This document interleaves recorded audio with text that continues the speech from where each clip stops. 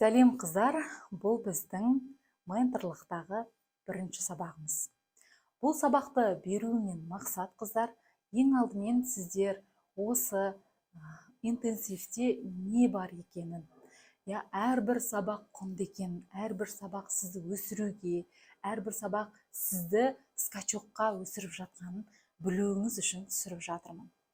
Бұл сабақты ішкі күй деп айтып жатырмын. Яғни адамның ішкі күйі. Қазіргі таңда барлығы шулап жатқан состояние тақырыбы. Состояние, ішкі күй, ішкі күйің дұрыс болмаса, ақша дұрыс келмейді деп қаншама адамдар, блогерлер шулап жатыр, Но состояние деген не? Оған не жатады? Оның вообще так ақшаға қандай қатысы бар? Сол туралы айтып беретін боламын. Состояние деген ол ішкі күйдегі эмоциялар. Ал эмоциялар вибрациялардан тұрады. Бүгінгі біздің танысатын вибрацияларымыз, олар бізді өсіріп жатыр ма, немесе өшіріп жатыр ма, сол туралы толықтай айтып беретін боламын. Бізде жаратушы энергия, жаратушы вибрация және де қиратушы энергия, қиратушы вибрация бар. Енді қараңызшы, жаратушы еген Аллах тағала бізді бұл өмірді махаббатпен жаратқаннан кейін бізді де бар махаббатымен жаратты. Сол себепті де барлық адам бақытты, махаббатта, байлықта, қуанышта өмір сүрсін деп жаратты. Ал қиратушы вибрация ол біздің шайтанның вибрациясы деп алайық. Енді қыздар, дәл осы жерде сіз сол вибрацияның жоғарысындасыз ба, төмендесіз ба, анықтап қазір сабақ барысында түсіне жатарсыз. Ал енді вибрациялардың ең төменгісінен бастаймыз. Ең төменгісі стыд, позор. Яғни мен позор болып қаламын, ұят болады, жұрт не дейді деген қалыпта өмір сүріп келе жатқан болсаңыз, онда сіз ең төменгі вибрациядасыз.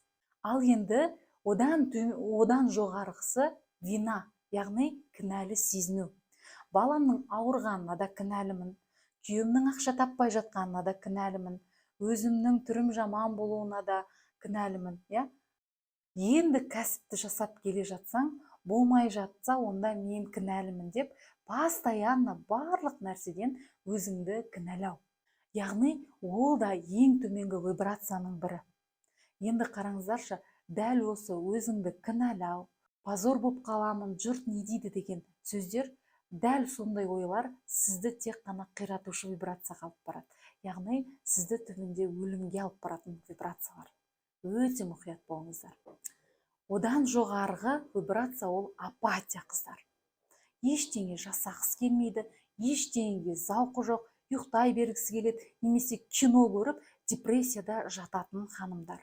Оның да апатияның да түбі бәрібір өлімге алып барады. Одан жоғарғысы горе. Горе, яғни қайғыру.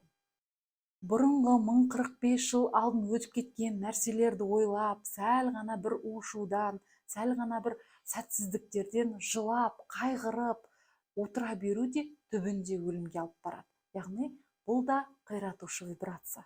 Одан жоғары вибрация қорқыныш. Бір кәсіп бастайын десең, бір курсқа қатысайын десең, постоянно миыңда бір қорқыныш тұрады.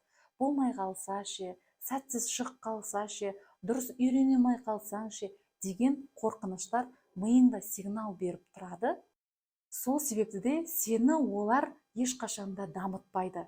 Аллах тағала бізге қорқынышты беруі, ол сезімді беруі, бірақтан біз чересчур қорқу арқылы өз-өзімізге қастандық жасап жатырмыз. Яғни бұның да түбі опять же өлімге алып келеді. Одан жоғары вибрация желание. Бір нәрсені жасағысы келеді, бірақтан тек қана сол идеяны ойлаумен ғана шектеледі. Ол ойлау, көп ойлай беруде, ол негізі көп несе ойлар шайтаннан. Сол себепті де ойдың жетегінде кетіп, опять же, олар ештеңе жасамай, түбінде ол да өлімге апаратын вибрация. Дәл осы вибрациядан бастап жоғары вибрация басталады. Ол ашу.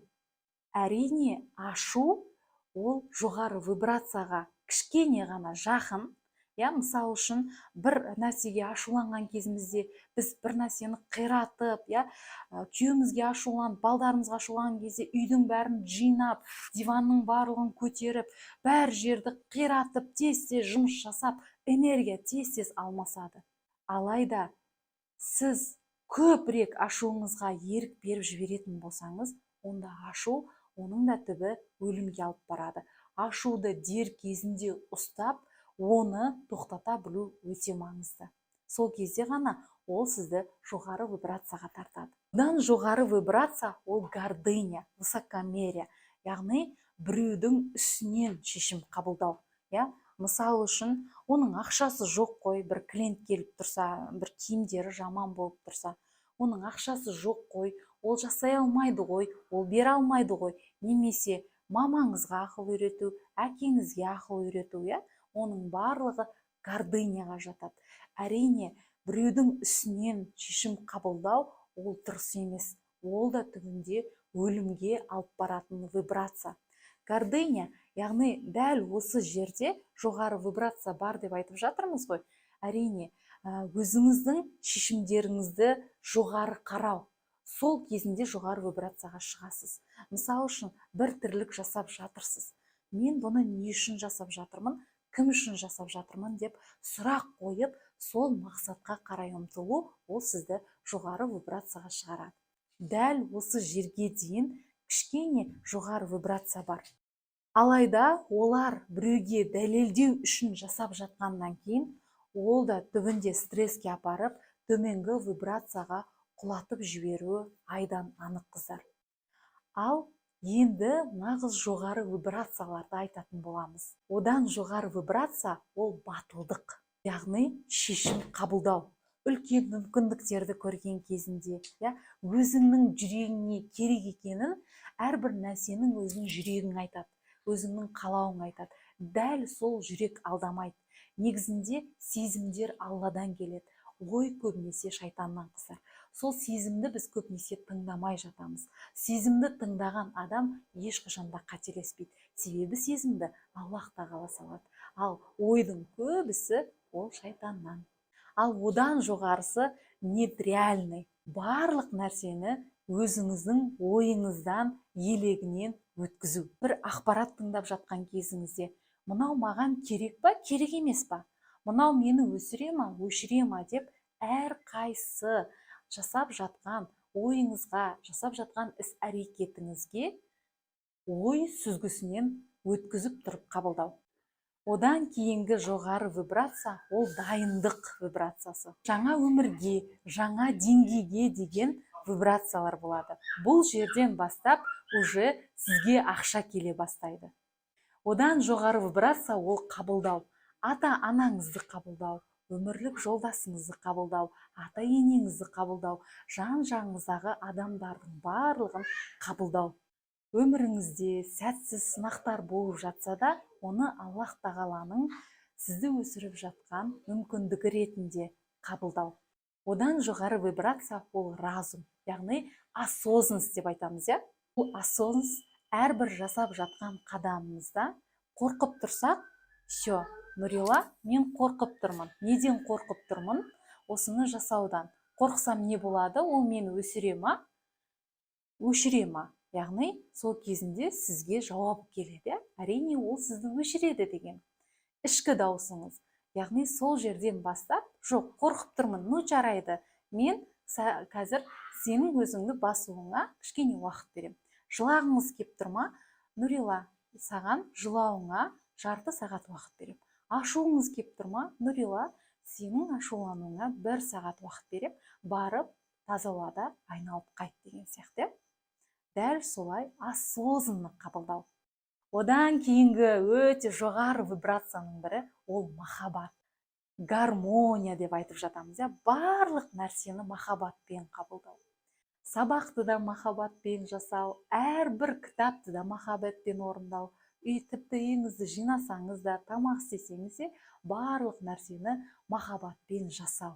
Дәл осы махаббатта және де гармонияда өмір сүру өте жеңіл.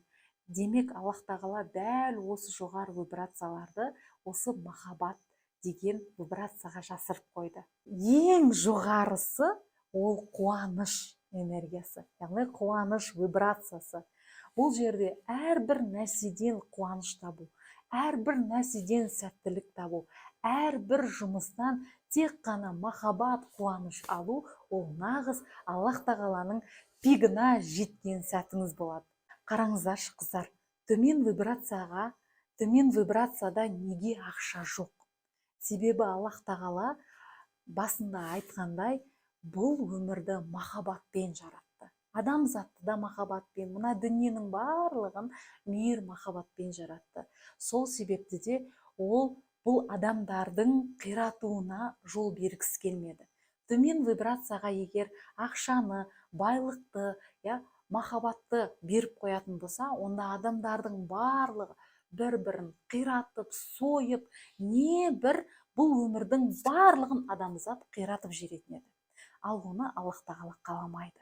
Махаббатпен жаратқан дүниесін бүкіл адамдары махаббатпен алса дейді. Сол себепті де бүкіл жақсылықтың, бақыттың, байлықтың, мүмкіндіктің, армандарыңыз орындалатын вибрация ол тек қана жоғары ғана вибрация. Дәл осы сөз Құранда жазылған. Мен сендерді жараттым, ары қарай жаратсын деп. Қараңыздаршы, яғни Аллах тағала бізді мейірмен, махаббатпен бұл өмірге жаратты. Ары қарай өздерінің мейір махаббаттарымен, үлкен идеялармен, үлкен осознаныстарымен, үлкен мүмкіндіктер, миындағы бүкіл мүмкіндіктерімен бұл өмірге өзінің үлесін қоссын деп жаратты. Қараңыздаршы, мысал үшін, дәл осы телефонды Аллах тағала жаратқан жоқ, бізді Аллах тағала жаратты, күллі әлемді Аллах тағала жаратты. Енді Аллах тағала бүкіл идеяны мейір махаббатқа толы жүрекке ғана береді. И сол идеяның туындаған осы телефон шығып тұр. Яғни бұны адамзат жаратты, Сол себепті де Аллах тағала жоғары жүрген вибрацияда жүрген адамдарға ғана үлкен идеялар, үлкен жетістіктердің кілтін ойына салып беретін болады. Бұл өмірде көптеген адамдардың идеясынан туылған қаншама мықты дүниелер бар. Олардың барлығы жоғары вибрацияда жүріп, миы таза, өз-өзін қабылдаған, әлемді қабылдаған адамдар, яғни махаббатта, қуанышта өмір сүріп жүрген адамдарда осындай Аллах тағаланың танымал ететін үлкен идеяларын Алла өзі салатын болады. Себебі Аллах тағала бұл өмірді бүкіл мейір махаббатпен жаратқандықтан адамдарының да сол махаббатқа, байлыққа, бақытқа жетуін қалайды. Бірақ біз адамдар өзіміздің высокомериямен, өзіміздің тәкаппарлығымызбен, адамдарға жоғары вибрациядан қараумен, өзіміздің ішкі қорқыныштарымызбен, позор болып қаламын деген түрлі жаман ойларымызбен біз өз-өзімізді құрдымға кетіреді екенбіз. Ал Аллах тағала біздің құрдымға кеткенімізді емес, бұл өмірде өзіміздің ізімізді қалдырғанды, бұл өмірде керемет бір идеялар жасағанымызды, бұл өмірде адамдарға да, Аллаға да, өзіне де пайдалы болатын дүние жасағанымызды қалайды. Яғни тек қана жоғары вибрацияда мейір, махаббат, гармония, қуаныш, бақыт, байлық бар. Ал енді дәл осы вибрацияларды ұстап тұру үшін біз не істеуіміз керек? Дәл осы вибрацияларды ұстап тұру үшін бізге өзіміздің бірінші мақсатымызды анықтап, одан кейін барып уникальностымызды, ерекшелігімізді анықтап, сонымен қатар өзіміздің ішкі энергиямызды постоянно көтеріп жүретін, ендігі сабақта айтылатын ең құнды 3 нәрсе бар.